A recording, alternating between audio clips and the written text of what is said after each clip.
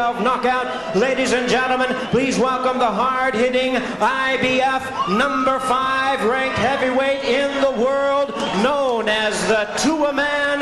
Ladies and gentlemen, please welcome the hard-hitting IBF number 5 ranked heavyweight in the world, known as the Tua Man. Introducing David Tua.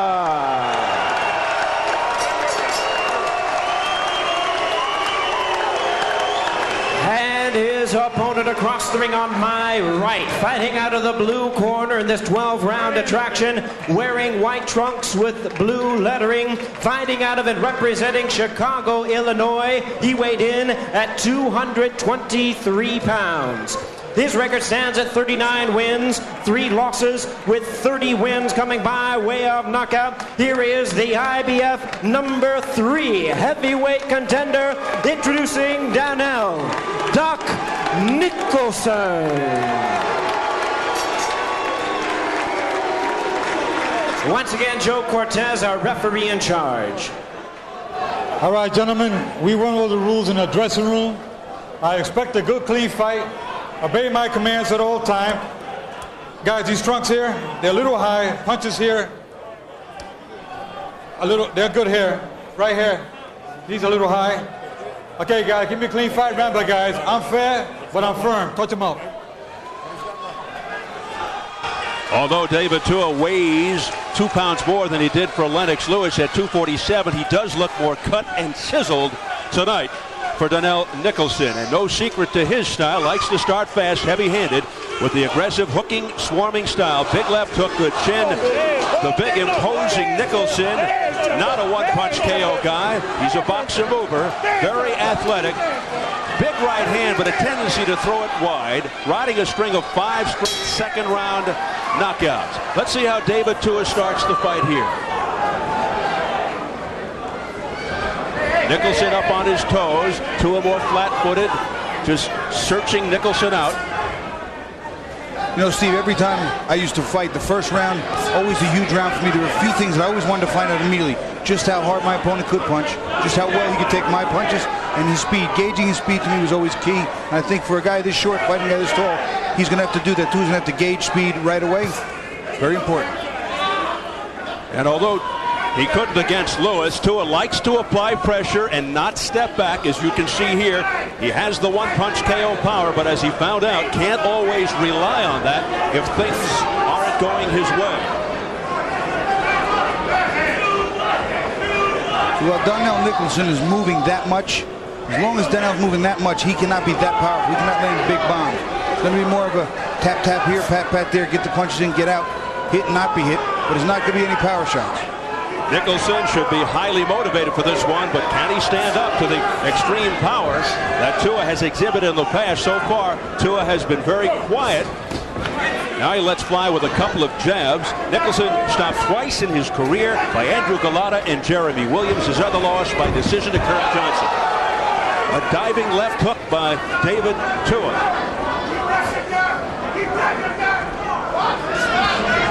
Tua talked about he didn't make any major changes as far as his style, but he went back to basics, doing what he used to do better. And I think one of the things he really does need to do, quite honestly, is lose some of that weight, increase his speed a little bit, because part of the reason he was so effective, especially in the Ruiz fight, the speed with which he let those bombs fly. Quite frankly, I was a bit surprised to see him at 247. He told us in the fighter meetings yesterday he'd be in the 230s. But it's a much better looking 247, if there's any consolation. I also spoke about the fact that with his body shape the way it was, if he was training well, something had to be wrong with his diet, and he told me in the fighter meetings that his diet indeed was bad. For the most part here in the first round, Nicholson's quickness and boxing style making Tua miss.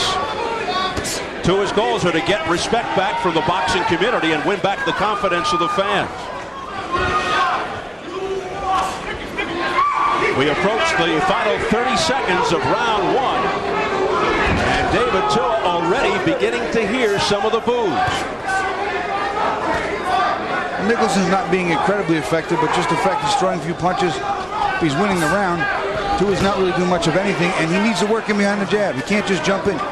Men like Lewis, men like Danell Nicholson, they're too big to jump and hit from long distance with that short, that squat. Don't have good speed.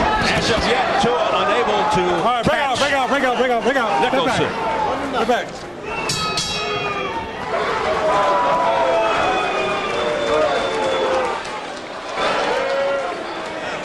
Here's a couple things that are going to help you out. Let me have a towel and some water. Here's a couple things that are going to help you out. Start sliding over to your right. Okay? Which way does he want to turn out? He wants to turn out that way.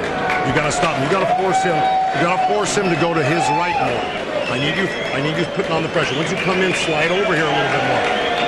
You notice that left hand is down real low. Do you not? Try to go over it after a couple of jabs. Chin down. This is what I'm saying. Chin down and keep the jab going. I want more jab. Double and triple the jab. And keep on turning him.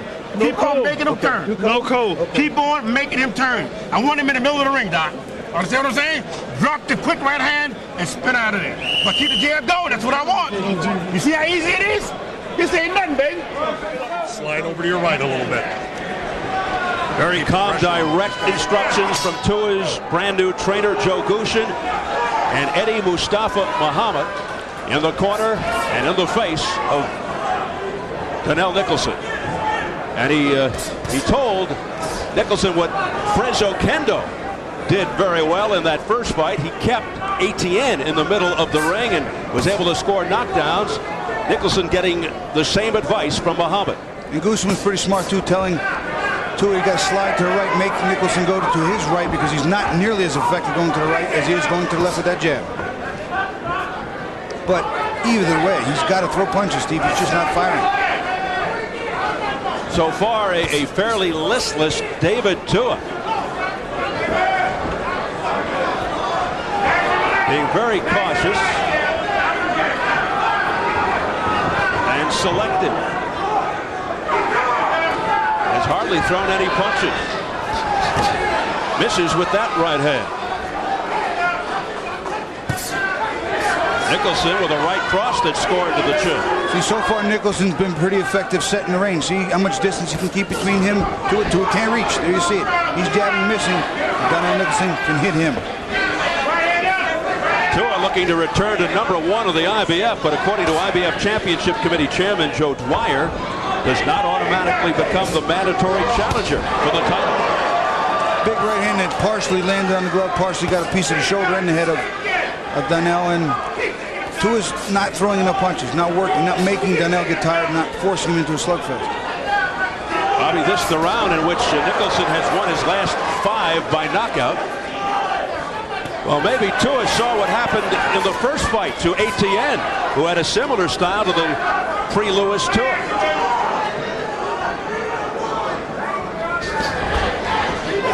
Tua just tapping to the midsection of Nicholson. Nothing effective there. Nicholson throwing the jab. Tua missing with the left hook. Pitter pats to the stomach. Overhand right, nicely done. There's a good left jab by Tua that snapped Nicholson's head back. Tua really just isn't being busy enough, Steve. And one of the reasons he was always effective is because when he came to, he was punching. Fight with Ibuchi, I know I talk about it a lot, but the amount of punches thrown were amazing. And I don't know what he's thinking or what he thinks of Danell Nicholson. Now he's starting to work. Break out clean. Step back. Final seconds of round 2, and the lackluster display by Tua continues. Stop. Let him out. Let's go. There's a good smacking right just before the bell by Tua, his best punch. Well, let's go to Jim Gray with talented Olympians from the class of 2000. Jeff Lacey, Francisco Panchito Bajado. All right, thank you very much, Steve. I'm joined by these two, along with Rocky Juarez, Malik Scott, and Juan Diaz. They represent some of the future of boxing. They'll all be fighting here on Showtime. Let's turn to Jeff first. You're 2-0. Are you concerned at all that you might be being rushed along a little bit too quickly, young in your career? No, I don't think I'm being rushed along. Long as we get some good stiff opponents in there, I'm going to continue to do what I'm going to do. I train hard all the time. I train up in Big Bear with my coach Roger Bloodworth. So I'm ready for anything comes near me. And how about you? Let me ask you about the pressure that you might feel trying to live up to the expectations after coming off the Olympics. Well, it was pretty tough first, trying to come up from a loss. So it was just basically trying to get back on the horse, and it just felt great having that first win and all the attention that I've been getting from not having a medal. So that also gives you all kinds of pressure. So I'm just going to keep training hard so I can do my best on each fight. Best of luck to you, Pincito. Only 17 years old. He's got a long ways to go, Steve. Back to you. Thank you, Jim. We'll be seeing those guys down the road here on Showtime. As we enter round number 3 in the first 2, Nicholson has stuck nicely to his game plan and his keys to victory, setting the distance and boxing from the outside. So even when he uses a jab like that and he doesn't land, he keeps Tua at the end of that jab. That's the distance that Tua cannot reach him. He can only be the one landing. There's the jab by Nicholson. Tua ended the last round, the second round, nicely. Oh, stop. With his best punch of the night. Watch your heads inside, guys. Let's go. But goes back to the sluggish approach here in round 3.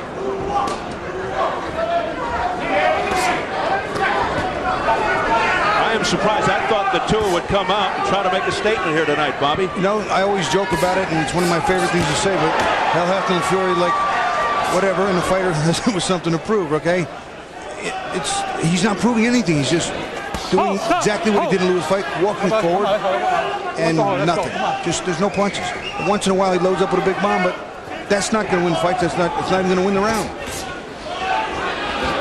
Missing wildly with that right as Nicholson just ducked underneath it. Come here, hey, come here. It was telegraphed. What you got? Come here, Nicholson claiming Tua throwing the elbow. I want a good clean fight, guy. No rough tackles. You understand? Let's go. Tua, I believe, frustrated right now. He's using the elbows and forearms. Eddie Mustafa Muhammad says Tua's a one-dimensional fighter with the left hook. Hey, if you stand in front of him, he'll knock your brains out. But Nicholson's not doing that. He's standing anywhere but in front of him. Here comes Tua. Opening up. 2 punches. But nothing after that. Well, that was largely due to the fact that Danell held on pretty tight. Tua missing with that overhand right. But he's starting to make the fight a little better. He's starting to make... Getting a little busier. Yeah, he's starting to make Danell fear for his life a little bit in the corners, make him fight back. Making Nicholson think a little now. As he backs Nicholson into the ropes, that's not where Danell wants to be. As he flicks the jab out and extricates himself from danger. Beautiful jab work by Nicholson. And movement around the ring. Digging punches to the body by Tua. Big left hand by Tua to the body. And Nicholson holds on. You know, Tua's been walking around and chasing Nicholson a little too much, not cutting off enough of the ring, stepping out and banging side to side. Perfect. Good. Hey, good. Better than I thought. Perfect. His eyes swelling up. Hold his cup out, champ. His eyes swelling up. You understand what I'm saying? I need more of them jabs and keep stepping around. I want that chin down. I want that chin down, dog. You understand what I'm saying? I need that chin down. You understand what I'm saying? Some water. I need that chin. It gets a little bit of sneaky tactics. Here comes the elbow. Right. That's not that bad. I think he just got tangled up. The elbow hit him in the side of the jaw or the cheek, and that's completely unintentional. Nicholson looking for every angle, every edge. Right now. No. Great. Yeah. I want to see more of that. Here we go. Right here. Continues to be very composed in that Tua corner. I have a feeling, though, if this continues, it's going to get a little louder there soon. It had better. Round 4. It has been mostly Danell Nicholson utilizing his boxing style from the outside. But he's not really being too effective, Steve. He's tapping on the gloves and just more than he's being effective against Tua, he's being effective at just keeping Tua away from him. Bottom line, though, Bobby, is he winning the fight?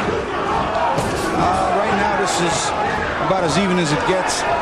The last round could have gone either way. Toward the end, Tua closed with some great body punches combinations. Danell hasn't landed anything really clean. Power punches are more effective in winning fights than our jabs. And Danell hasn't really thrown any power shots. Right hand there by Tua that got in. And it was on the chin. Nicholson does have a questionable chin. He's been down once or twice by his recollection. Tua has never been down. Tua looking very determined right now.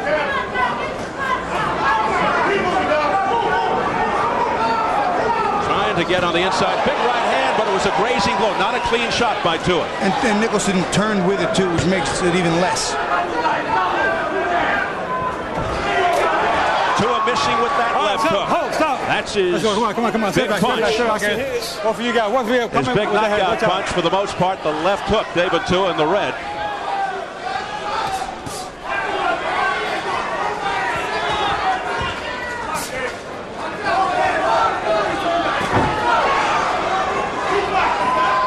A sledgehammer punch there with the right hand by Tua, but not having that much impact.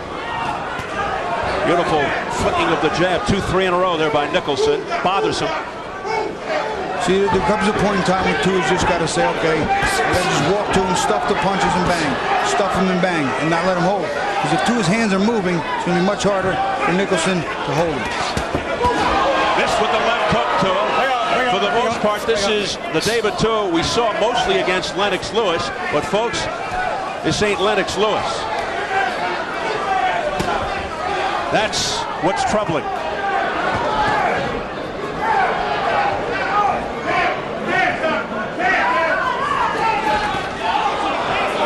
All right, break out. Come on, guys. Well, it could be quite possible that Lennox Lewis has laid down a blueprint of how to beat Tua for other fighters with similar assets. Interesting point.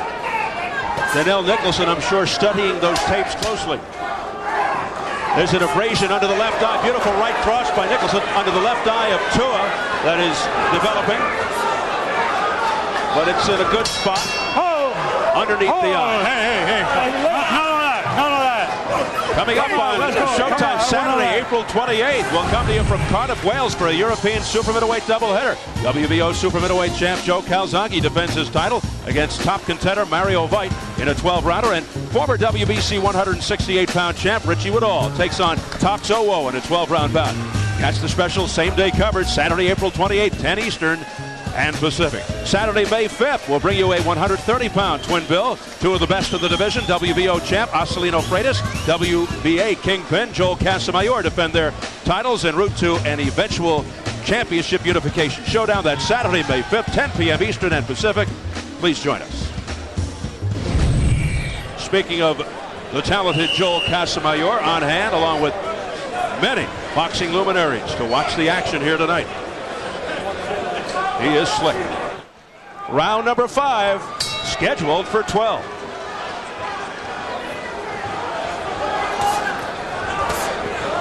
And Nicholson opens up the round again with that jab.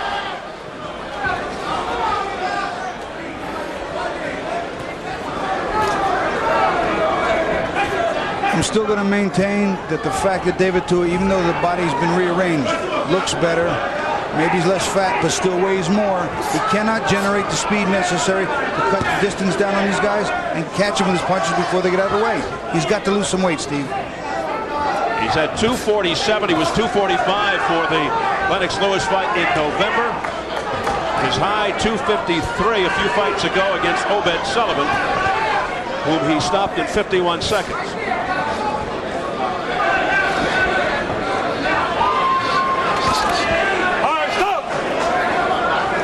After 4 rounds, the press has it scored in favor of Nicholson. Ron Borges, Wallace Matthews, and Michael Rosenthal. Ron for the Boston Globe, Wally the New York Post, and Michael the LA Daily News. Well, Steve, I have this exactly dead even. I thought that the first round was clearly Nicholson's. The second 2 I gave to Tua. He was a little more effective like that on the inside working. I thought he outworked Nicholson, and the last round was all Nicholson. See, a lot of the jabs aren't landing, so they're not really that effective. Some of the power shots are a little more as far as what they count, and this is a terrible fight to have to score because there's so little action.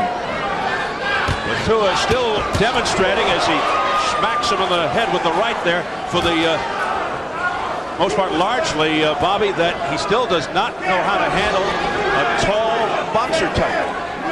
Well, he is proving that he's got nothing but trouble with a tall boxer, and Danell's tall. And he's a boxer. Missed with the right, did Tua. Hold it. Let's go, come on. Right now, he's, I think, at a stage where he's trying to end it on one punch. And that's a mistake, especially against a boxer that gets out of harm's way so quickly. Nicholson's very fleet of foot. Oh, he got him with a left hook. Down goes Nicholson. A leaping, lunging left hook. 5, 6, and he's 7, struggling. 8, 9. He makes it at 9 with 32 seconds to go in the round.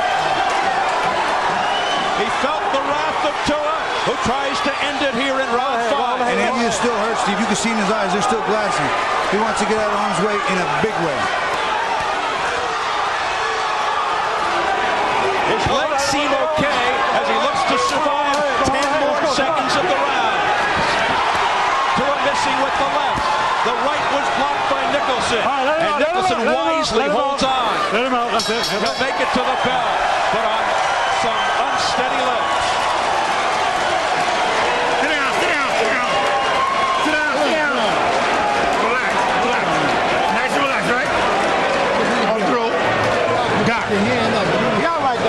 You got your hands down and your chin up. All right? You see what I'm saying? Doc. In the middle of the ring. Well, the chin finally got tested. David Tua's lethal left hook. That, you know what? That's not even a good left hook, but if you notice, Nicholson's head was up so high in the air that his neck snapped viciously. Watch. See, his head he's leaning backward. His head is separated from his body. Bobby, could you call that a left jaw to the hook? I'm telling you. There you see it. You see how his head snaps? Nicholson didn't have his chin tucked. That was not even a good left hook, not even close by Tua. It was an awkward, off-balance left hook, but Nicholson's chin was in a bad position. Raised high in the air. 2:10 mark to round 5. A lunging left hook by David Tua.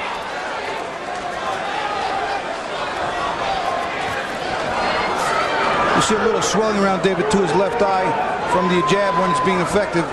Right now, Nicholson maybe totally cleared out the cobwebs, but we're going to find out because you know Tua's going to test him. That's what he's supposed to do. And right now, Tua has to be brimming with confidence. Another left hook. Down goes Nicholson. Can he get up from this one? He's not getting up from this one, Steve. He's done. Flat on his back. It's over. Joe Cortez waves it off, and David Tua, after looking sluggish, able to knock out Danell Nicholson early round 6.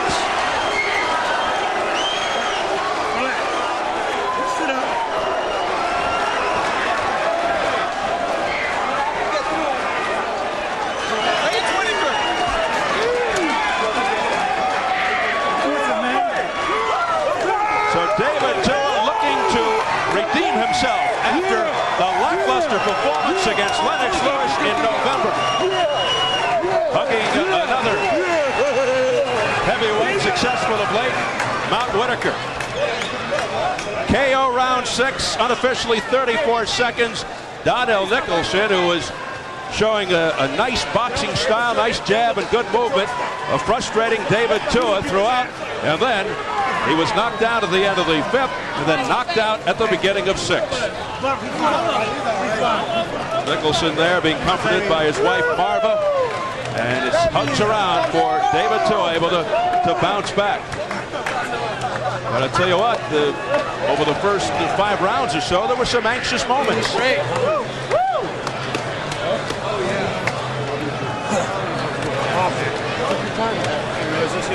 Great job, you guys. This is good night, sweet prince. Nicholson again keeping his head high. That is a clean left hook. Head high. You cannot keep your head high. Keep your chin separated from your body. You got to tuck your chin in. We'll look at it again. Watch how high he's got his head. The fans reacting on the big screen, seeing it. Last look. Nicholson, look how high his head is. Right on the chin. Flush. Perfect left hook by David Tua. So David Tua back in the win column after suffering the loss to Lennox Lewis. Let's get the official numbers from ring announcer Jimmy Lennon Jr. Ladies and gentlemen, we have the time of 34 seconds in round number 6. The winner by way of